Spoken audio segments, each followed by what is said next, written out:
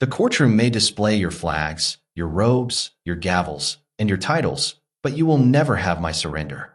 Judge Thomas, you demand I pay $500 million, as if Burkina Faso were some small enterprise you own, as if Africa were your personal business, as if my people were laborers toiling without pay. You label this justice. I call it theft in broad daylight, slow and deliberate. And you expect me to stand here, head lowered like a child caught in mischief? No, I will stand straight, eyes locked with yours, because this is not about money.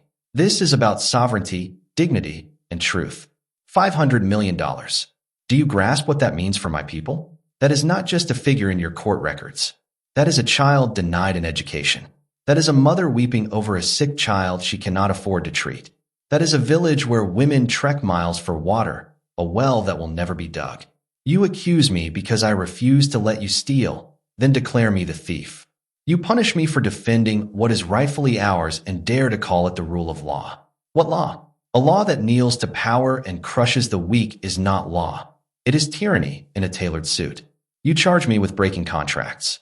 Yes, I tore up agreements signed in darkness by cowardly leaders who traded our future for a handshake and a staged photo. Contracts that handed foreign corporations 90% of our gold, leaving my people with scraps.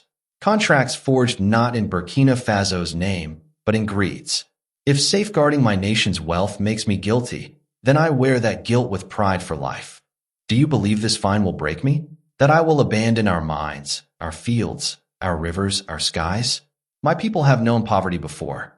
We have been stripped of land, dignity, even our names, yet we endure. We rebuild. We rise. We plant seeds in barren soil and make them flourish. You cannot bankrupt the human spirit. You cloak plunder in legal jargon, breach of contract, damages, international obligations. Peel it back and what remains? Colonialism rebranded for modern times. The same colonialism that taxed my ancestors for living on their own soil. The same colonialism that let French soldiers seize harvests to feed Europe while our villages starved. Only now, the rifles are court orders, the soldiers are lawyers, and the loot bears your signature instead of a royal seal. I will not feign respect for a court that disrespects my people. Respect is earned, not commanded. No, Judge Thomas, my loyalty is not yours to claim. My oath is to Burkina Faso's soil, to the barefoot children in our villages, to the elders who shaped this land long before your empire laid eyes on it. Will history remember your fine? Not for the digits on paper. It will remember you for trying to silence a people who refuse to bow. And it will remember me not as your defendant, but as my nation's defender. When I was young, my father spoke of our heroes, Thomas Sankara, who warned, "He who feeds you controls you."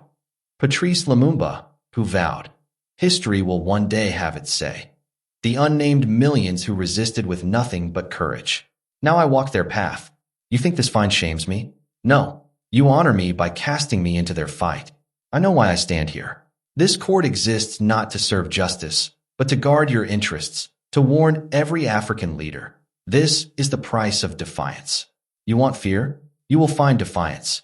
You will find a continent rising, shouting, "No more." For centuries, you took our gold, diamonds, oil, cocoa. You took our people as slaves, our children as soldiers, our heritage as museum trophies. Now you drag us to court for daring to claim what is ours. The arrogance. Like a thief who robs a home, then sues the owner for locking his door. To my people, in Burkina Faso, Mali, Niger, Ghana, Senegal, across Africa, hear me. This fine is not about one man. It is a message to all of us. Do not resist. Do not think. Do not lead. And I answer, we will resist. We will think. We will lead. And we will win. They demand we pay colonial debts, honor colonial contracts, obey colonial trade rules. Yet they ignore the debt they owe us for centuries of stolen wealth, stolen lives, stolen futures. If Europe's accounts were settled justly, Africa is owed trillions by America. 500 million would be nothing. They owe us the return of every stolen resource, every life they crushed. Yet we do not drag them to court. We take them to history, and history will judge them far more severely than any court could judge me. Judge Thomas, pass your sentence if you must. Write your numbers. Threaten my nation with sanctions, embargoes, blockades. But understand this clearly. We will not pay. Not today, not in a decade, not in a century. If you desire Burkina Faso's wealth, you will have to seize it with your own hands. And you will discover that my people's hands are ready. Freeze our accounts? We will build our own banks. Blacklist our leaders? New ones will rise from our soil. Cut us off from your trade. We will trade among ourselves, with Asia, with Latin America, with any who see us as equals. The era when Africa's fate was dictated in European capitals is over. Now, it will be written in Ouagadougou, in Bamako, in Addis Ababa. To the young men and women hearing my voice, do not fear their courts. Do not tremble at their robes or the flags they hide behind. Do not be fooled by their cameras or the headlines they print. These are just modern chains, invisible, silent, polished, but chains all the same.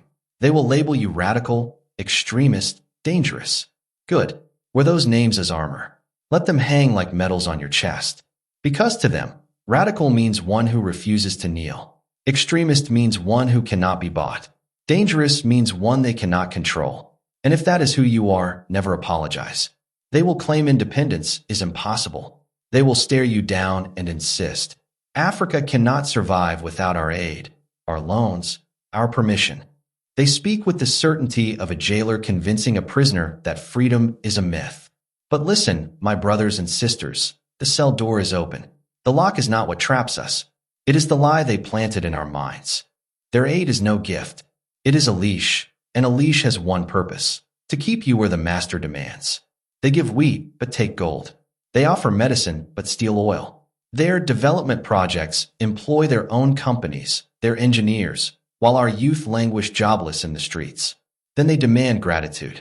But I tell you, Africa's youth, you were not born to wear a leash. You were born free. Your destiny is not eternal development while others thrive. It is not to fuel another's empire.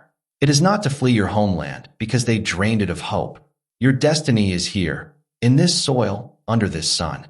You ask, how do we break free? First, free your mind. Before roads, factories, or armies, we must rebuild our thoughts.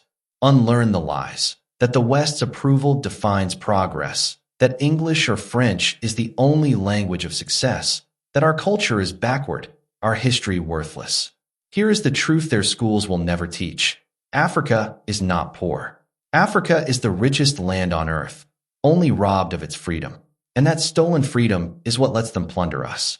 Reclaim it, and we will stand tall, no longer begging for aid, loans, or pity. The world will face us as equals. Do not fear their power. They have armies. We have people. They have banks. We have land. They control media. We speak truth. They wield courts. We have history. And history is the final judge.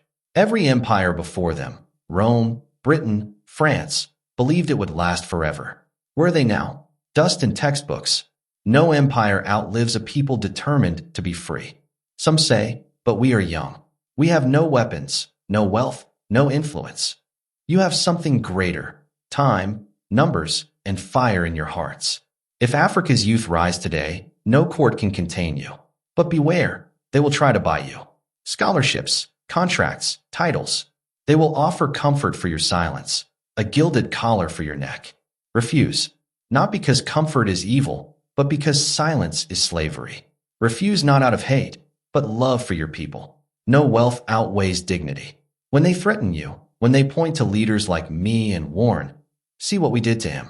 Your next, smile. Their threats mean they fear you, and fear is the first step to their defeat. Africa's youth, do not wait for leaders to save you. Leaders draw strength from their people. To have strong leaders, be a strong people. Organize. Educate yourselves beyond their textbooks.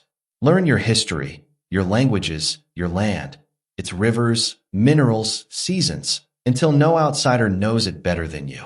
Build bridges across borders. Speak to kin in Ghana, Kenya, Haiti, Brazil. Africa is not just a continent. It is a people scattered by history but bound by destiny. And remember this above all, you are not the future. You are the present. They tell you, one day, you will lead. No, let now. The perfect time will never come. The fight is here. The duty is now. Freedom won't be gifted by those who profit from chains. It will be taken, not with hate, but courage, unity, and unshakable will. So let them call you radical. Let them call you dangerous. When this century's history is written, it won't recall the judges' names, but it will remember the generation that said, enough. The youth who stood not just for themselves, but for those unborn. I know you are that generation. When they ask how I defy a court that could strip me of everything, I answer, you cannot take from a man rooted in truth. You cannot bankrupt one who owes you nothing. You cannot silence a voice speaking for millions.